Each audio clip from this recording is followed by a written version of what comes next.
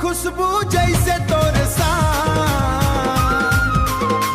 नशा दे जाए तोरे को बार। दिल के कोना मां तय हंस बसे तोरे बिना ना ला गए कछु खास।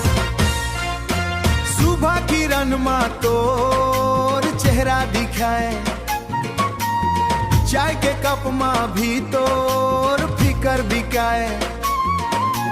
गांव के मेड़ मां जब संग चलथन जब लंग चलथन पाँव के नीचे फूल बिछत रहतन।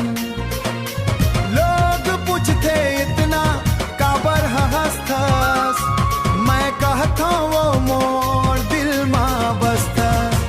महुआ के खुशबू जैसे तोरे साथ नशा दे जाए तोरे को बार।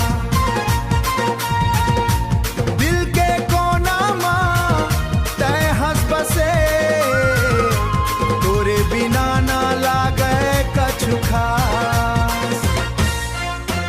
रात के तारा गिनत गिनत थक जाथों पर तोरे यादमानी नहीं आते।